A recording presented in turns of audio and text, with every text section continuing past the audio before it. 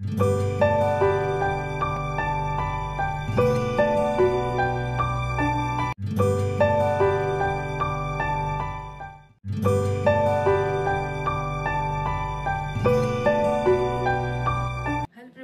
I am Dr. Madhura. I am physiotherapist from PhysioCure Clinic. This video is for the patient with Bell's palsy or facial paralysis, or for the patient who had an episode of stroke and has affected the face.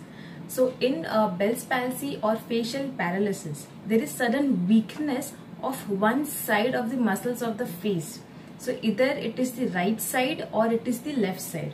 So it is because of the damage or dysfunction of the cranial nerve, that is the 7th cranial nerve. And we diagnose it, or we come to know by looking on it, like which side of the face has been drooped.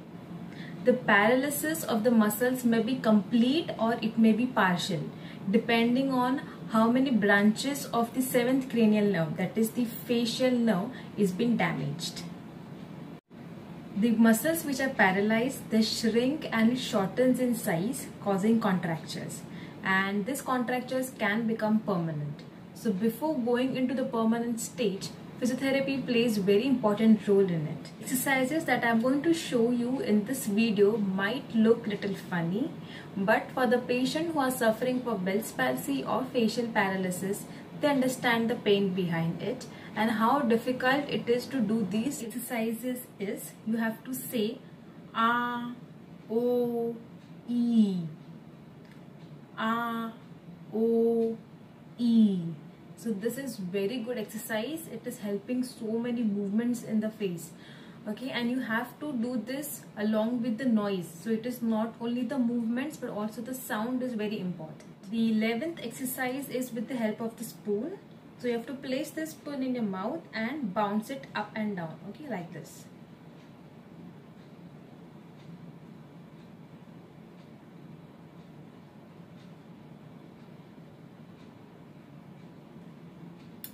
See to it there is no much jerky movement, so you do it in a controlled way.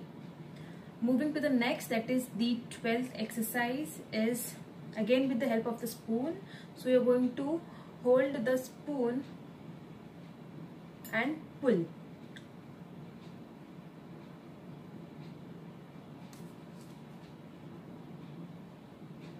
So in this exercise, what I'm doing is I'm holding it in the mouth and I'm pulling here, but not allowing the spoon to come out of the mouth.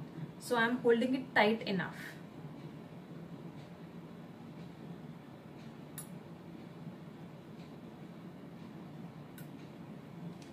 The next is the 13th exercise. That is again with the help of the spoon. So what you have to do is you're going to push the spoon with the help of your tip of the tongue, like this. So you're going to place the tip of the tongue on the spoon and then push the spoon.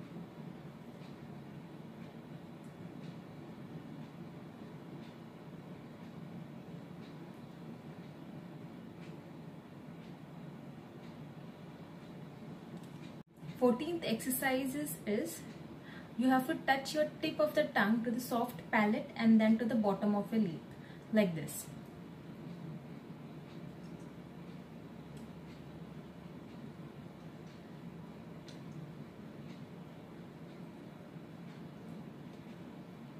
Now coming to the 15th exercise is moving the tip of the tongue to the corners of the mouth, like this.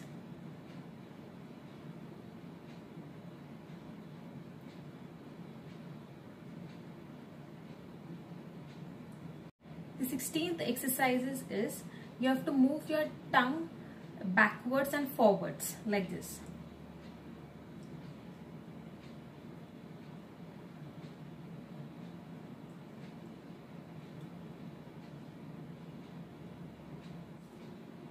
The 17th exercise is you have to move your lower lip downwards, like this.